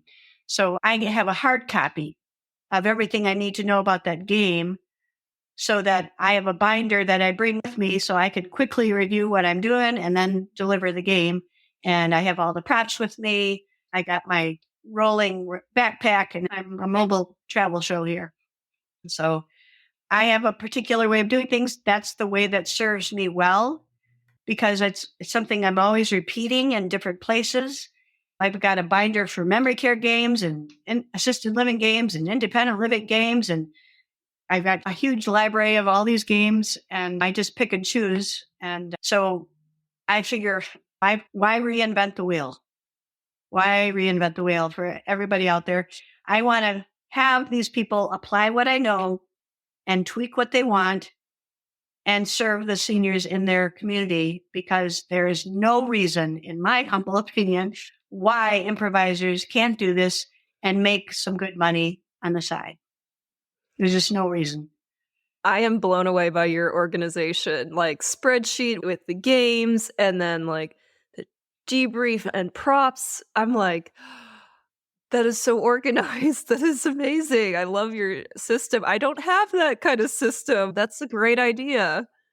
Well, I've learned from attending the open space gatherings on Zoom with AIN that everybody's got their pile of chicken scratch about, that great game. But pretty much nobody documents them. And I thought, that's the way I had that same pile. And I thought, I will go insane if I have to figure out what this means 2 months from now. And so I thought, I have got to get organized. So yes, I still have the pile that hasn't yet gotten to the spreadsheet or to the binder, but I've got a lot of stuff all ready to go. And there's the tried and true games. And then I always try to throw in some new ones that I learn along the way. And I'm always learning new ones. So yeah, I've got a lot of information to share. And I just really want this to take off. And I'm not going to be doing it forever. But the trainings were meant for the next generation, if you will. And I just really hope people have definitely purchased the virtual trainings, but people don't know who I am. I just such an opportunity, and I so appreciate it, because I've tried ways of connecting with improvisers, but my concern is that not every improviser wants to be a facilitator. Right. Or a teacher, if you will. A lot of improvisers, they just want to perform. They want to be applauded. That's where they want to be. And that's okay. But there are older improvisers that I've met. They are looking for other opportunities, maybe a side gig. Money is nice on occasion. Right. It's not. There are very few improvisers that are making any income for their talents. And the people that lead improv games, they have special talents. And they are a perfect fit for this if they're willing to take the time to develop the clientele and to get known in the senior services industry in their community. But it's very doable. It's very doable. I've learned a lot along the way, and I finally accepted that not every improviser wants to do this kind of work or work with older adults, or they're afraid that they're not able to do that. And I want to help them understand they are able to do that. And it's a very forgiving audience, and just an age group that is desperately looking for something to make their day interesting and enjoyable. I will say that it gives me hope seeing these kind of activities being offered to the senior community and aging adult population. I have a friend who has a pole fitness and aerial fitness studio, and she's started offering senior pole fitness to her community, and she gets 4 or 5. One is her mom who comes, but I'm like, that's awesome. And I think we all have ideas of how we want to age and spend our older years. And for me, I hope to be as active as possible, and active in the mind, active in the body, and just knowing that improv is not just for the young person. It is for all ages and all abilities. That is really inspiring and motivating to me, to see it really span beyond just the stage too, and to be brought into these rooms of people who unfortunately might have been forgotten about, or they're not visited as much, or their alertness isn't there anymore. And what you're doing is so inspiring and so motivating. And I called you a legend earlier, and you were like, "Oh, I've never been called that."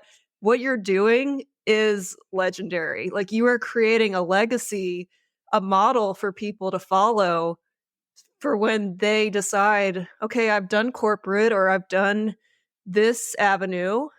I'm ready now to take on this." Now you've put all the pieces, you've laid everything out for them. Certainly experience is necessary, but you're giving them the tools to take with them. That's incredible. Well, I appreciate that. And if we just look at the improviser community, no matter what age they are, they will eventually be in some sort of senior living facility. Mhm. Would they rather have this as a standard part of their opportunities or Yes. activity choices? Or would they rather they play bingo? Now, bingo is a popular activity. I give Nothing it wrong with that. bingo. Nothing wrong with bingo. No, but there are other choices. And I think as improvisers age, they want to take it with them in whatever Mm. way they can do that. And as I said earlier, I think older improvisers are becoming a bit more common on stage. And I've definitely seen that since I got involved in the late 90s. So that's gratifying, but it truly is a 20 something, maybe 30 something activity, primarily male. And it's a competitive one-upmanship kind of Yep. relationship that often goes on to stage. And I compare traditional improv to this kind of improv, and I refer to my kind of improv as gentle improv. Oh, I want love that people to term. feel welcomed and able and ultimately successful and enjoyable. I don't want to scare anybody away because it was too hard or scary, or they felt embarrassed in front of their other resident groups. So it's a very different approach. Again, it's planning ahead, knowing your audience, and adapting appropriately so that everybody can feel some success and joy. I love that term, gentle improv. That's a brilliant term. Where do you see your gentle improv journey headed? Well, I personally am transitioning towards the retirement world. I've Mhm. been working for a long time. Congrats. That's Um, exciting. yeah, I still have mixed feelings about it. I will be quite frank.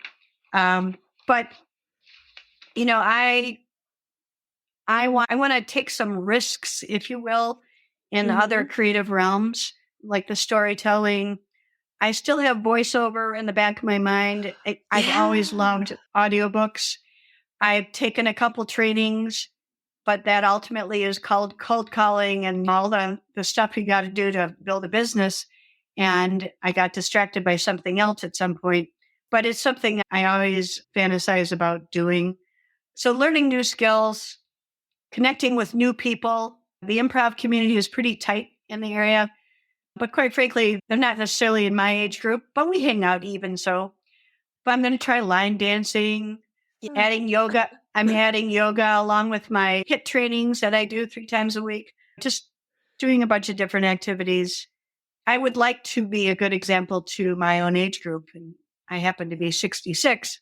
So I think I'm an unusual person in my age group. And I want to continue being that person. So hopefully to inspire others.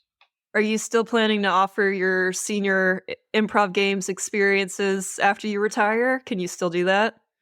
Well, the Smart Games and Grins is Yeah. a program that I charge for. And I will be less inclined to chase the next gig because it does take time and effort and follow up, which I do stress in the training. That's part of the deal.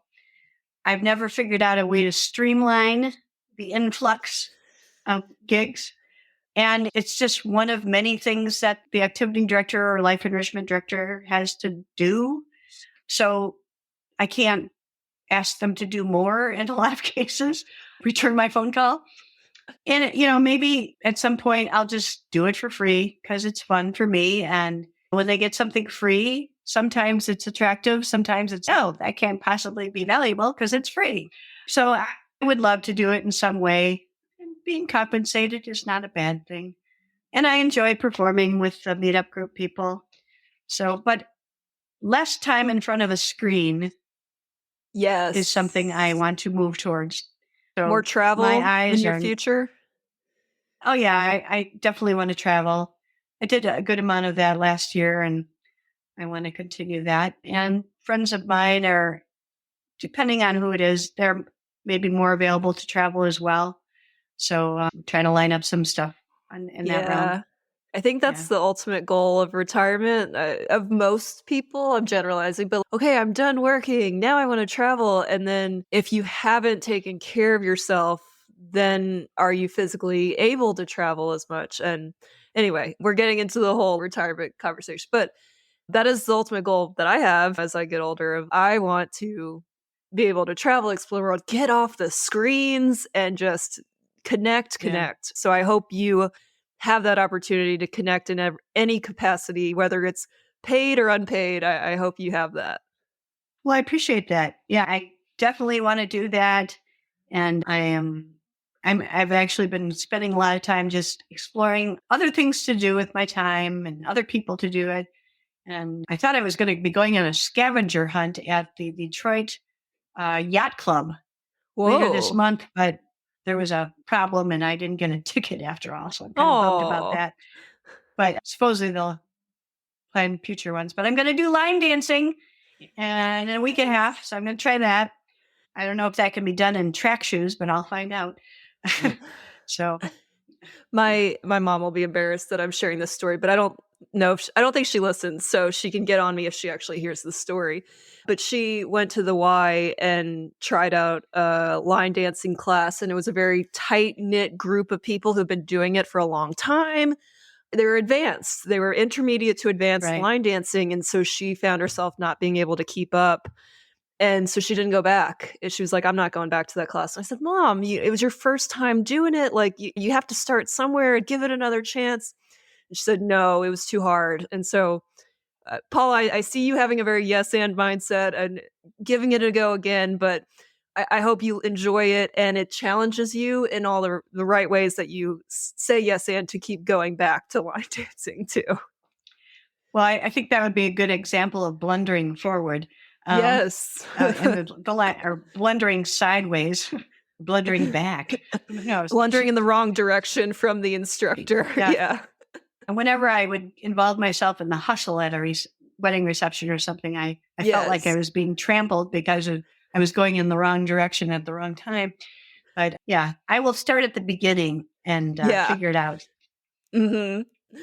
It sounds like you're saying yes and in your retirement. Any other ways? This is the usual question I end on. Yes and mindset, growth mindset.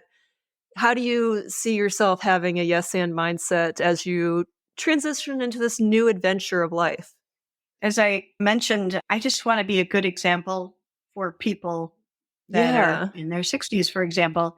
There's so many people, I find out their age, I'm like, that's not me.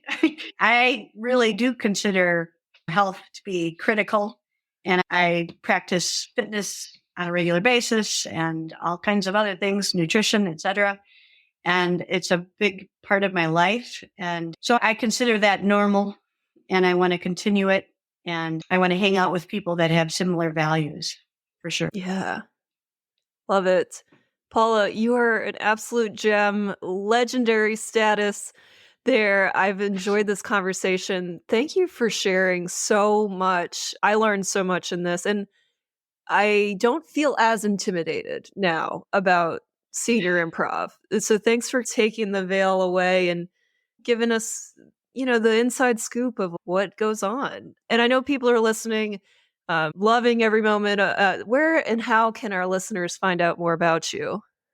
Well, in terms of the LinkedIn profile, Paula Dirkes is where to find me there. And seniorimprovgames.com is where the virtual training is located, along with a little welcome intro so you know what that's about. Vintage Improvisation Detroit was my original website. It's meant for local clientele that I might deliver the Smart Games and Grins program to, Okay. or perhaps corporate clients. So a variety of places. And then my email, you can reach me at info@vintageimprovisationdetroit.com. That's one way. Wonderful. I'm all over the place. And I'm on YouTube too. I believe I have my channel is Vintage Improvisation Detroit and Senior Oh, Improv Games. yes. I Yeah. love it. And you mentioned voiceover. I almost forgot. I've said it in a few episodes, but that's on my list to explore. And it is a doable goal. So maybe we can be accountability buddies and explore the voiceover world together. I've gone kind of peaks and valleys as far as how involved I want to be in it. But it's just, I love audiobooks Yeah. and I just love really good voiceover artists. And so I'm pretty picky about that. And I would love to be that one of those voices that people really enjoy. Yeah. I love it. Paula, loved this episode. You were wonderful. I know this was a long one. It flew by. I'm looking at the time. I'm like, that was 2 hours. It didn't feel like it. And also, your storytelling abilities are on point. So keep practicing those storytelling skills because I could listen to you tell stories about your senior improv games experiences all day long. Well, I really appreciate, Dana, your invitation to be here. I don't know your audience as well as you do, but if they're using improv in their speaking in some way, they're clearly great people. And maybe I'll catch you at a Camp Improv Utopia in the future. Fingers crossed. If you're accepting hugs, Yes. we'll definitely give you a big hug. I believe our paths will cross, and I will see you somewhere in the improv world in the future. And I can't wait to meet you in person, Paula. All right. Well, thank you so much. Have a great day. Thank you. And thank you so much for listening to today's episode. What an amazing episode it was. I know I'm biased, but Paula was so genuine and humble and just a really great portal and vessel for senior improv. I can tell how passionate she is and excited about senior improv and how much she wants it to grow and become a well-known thing in the senior community, like bingo and improv and all these connection-based games. It really is so important, and I struggled to ask the questions because aging is a topic that we struggle with in the US. I'll say I don't know about anywhere else or where you're listening from, but at least in the US in general, we don't like to talk about aging. We don't like to think that we're going to age. We don't like to even plan for aging. We often just think, oh, it'll all get taken care of. I saw it firsthand with my grandmas, the really sharp decline. And I'll just say, both of my grandmas lived to their 90s. So at least I have good genes, at least. But my mama was at my wedding, June 2016. And then she seemed okay, and then like almost a week or two later, she just started to decline. And I remember visiting her in the home in August 2016, and she passed away November 2016. I say all that to say is just life is fleeting and the declines can happen quickly, especially when you're at that point. And I know the important thing when people are considering homes and levels of care for their loved ones is how well they're taken care of. And depending on their levels of abilities and alertness and such, to be in homes that provide all of these fun activities that are stimulating and connecting and just bring joy, that is so important. And Paula is doing that in the Detroit community. I'm blown away and also impressed, one, by her level of organization that she mentioned with the spreadsheets and then the binders. When she goes to her sessions, she has her binder with her and her plan. I was taking notes there. I'm also really impressed by her recognizing that one, that she wants to lead these workshops, what she calls experiences. She wants to lead these experiences, but then recognizing, hey, there's a whole world that is really hard to navigate, and she could be the one to show people a path so that way it's not as hard, and then they can get involved in this and start doing it a lot easier than she did. And I think that's really important too, kind of a train the trainer type of program. Like, here, take all the tools and the skills and the lessons that I've learned, use them in your business, make this a big thing in your community, make it great. Like, let me give you everything I know instead of hoarding it and hiding it away in a competitive way. Let me abundantly share it with you so that you have it and can make it your own. I am blown away by her generosity and also her term gentle improv, which is her term. We were talking about that after, and she was like, I came up with that. Do I need to trademark that day? And I was like, nope, you do not need to trademark it. It is your term. I just love it. It's a great term, very spot on, necessary term that we need in the improv community right now. And one other thing that came to mind too, when we were talking about senior games and just senior experiences, this is such a deep cut, but I remember watching This American Life had a few TV shows, like maybe a season of videos or TV shows. Yes, they have the podcast, This American Life, but they had maybe 10 episodes or so that they actually recorded and documented. And one of them was a senior facility did experiences where they helped the senior members write scripts, and then they got to act in the scripts. And then one lady's script was so good that, like, she was trying to get it into Sundance, I think, if I'm remembering correctly. I'll post the link if I can find it in the notes, just because this is reminding me of it. And what came up in the episode, they were interviewing this lady who was so excited about her script, and then it took so much work finding actors in the community to do this. And I say in the senior community, in that facility, they had auditions for actors to play the parts, and then they had to film it, and it took days, and it took a lot of time and effort, but it was well worth it. The writer got so much joy and a sense of purpose and excitement out of it, and that is what it's all about, creativity wise. Yes, the outcome is always nice and it's helpful.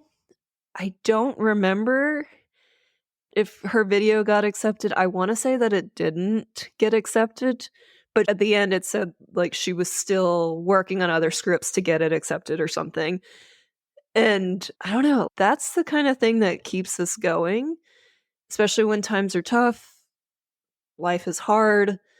It's hard for me to talk about what others experience, but I can imagine if you're in pain or you're not able to do the things that you were once able to do, and maybe you're not seeing your family as much, that's really hard. And then to have this whole sense of purpose and being and like thing you're working on, that makes a huge difference. And so Paula coming in and leading this 1 hour experience, it makes a difference. And I love that. I love the difference that she's making, and also how she's sharing it so that others can make a difference too. Something that came up at the end, Paula mentioned that she's transitioning to retirement mode where she'll be more doing the exercises. She'll be more in play mode where she gets to do whatever she wants, be healthy, be active, travel more. And then she'll still do some sessions and experiences whenever she can, but she might not be like actively pursuing it as much as she is right now. And it was cool to hear all her things that she wanted to try, line dancing and voiceover and travel and all this stuff. And it got me thinking about aging and retirement. And we always have this idea of who we're going to be when we're older, in our 60s, 70s, 80s, the type of person we're going to be. And again, generalizing for the US, it's usually, well, after I retire, I can do this. And after I am done with working and I don't have to be so stressed, then I can do this. And at least from my experience, sometimes that works for people. And sometimes they get to retirement and they've been so stressed that their health isn't in a good place. They aren't able to be as active as they thought they could be. They aren't able to travel as much because traveling is hard when you're not healthy, or even when you're healthy. Traveling is hard and it takes a lot out of you. And so if you don't have the energy for it, it can be really difficult. So what I'm trying to say is sometimes we wait until we have the time to try the things that we want to try. And my question for you today is just, can you try that thing now instead of waiting? Whatever you're putting a time on, oh, when I'm done with this, I'll try this. Or I just need to get through this project at work and then I'll work on this. Or I just need to get through this stage of life. When I'm done planning this wedding, or when I'm done, whatever it is. There's so many examples. I think we put things off so much, and then it becomes, well, when I retire, then I can do this. And oftentimes we get there and we can't do it, or we don't have the means to do it, maybe the energy, whatever. Do it now. What is that thing that you can do now? Paula reminded me of voiceover. I've said that on a few episodes, and we are recording this in early 2024. And so I would like to make voiceover something that I work on too this year. I can work on it in different ways, through a class, through reading about it. There are many options and ways to focus on voiceover. So I think it would definitely help, and help improve the podcast too, and my podcasting abilities, and just overall presenting abilities as well. So what's that thing? Feel free to share. What's that thing that you're like, oh, I'll do this when I retire, or after I'm done with this thing and this thing, then I can work on that. Yeah, after that, I can do this. What's that thing? And how can you do it now, or at least take a step to doing it now instead of putting it off until quote unquote later? Feel free to reach out to me and share. You can email me at dana@improvlyspeaking.com. That's DAYNA at improvlyspeaking.com. Always happy to hear from you and hear what you're working on. Let me know if anything came up or resonated with you. Please reach out to Paula if you're like, oh, senior improv, that's so cool. How can I do more of that? She's such a wonderful human. She's always happy to share, and I know she'd love to hear from you too. You can also reach out to me on social media. I'm on Instagram at improvisation. On LinkedIn, I'm at Dana Gowan. And you can find out more about my public speaking workshops and coaching services and applied improv trainings at improvlyspeaking.com. And I will add that I have recently started some Podmom merchandise in my Threadless store. So for any female identifying podcast hosts who are listening right now, one, I appreciate you listening, because oftentimes I'm just listening to myself talk and I don't often have time to listen to other podcasts. But any female identifying podcast hosts who consider their podcasts to be their little babies, you are a pod mom, and I've created some pod mom gear in the form of t-shirts, tank tops, sweatshirts, notebooks, pillows, rugs, magnets. Honestly, anything you didn't really know you needed, you can now get with Pod Mom written on it. And I have a few different designs that I'm really proud of that Brandon Hensgens, who is also a Camper Improv Utopia camper, he helped me with. So you can find that on improvispeaking.threadless. That's THREADLESS.com. I will also put that in the show notes now too.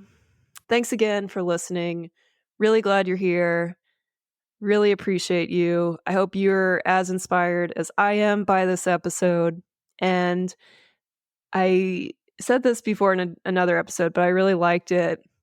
I hope you will go out and break all the metaphorical legs in your performances, speeches, communications, anything you're trying to do. Break all the metaphorical legs. And while you're at it, say yes and flex your creative thinking. I'll talk to you next time.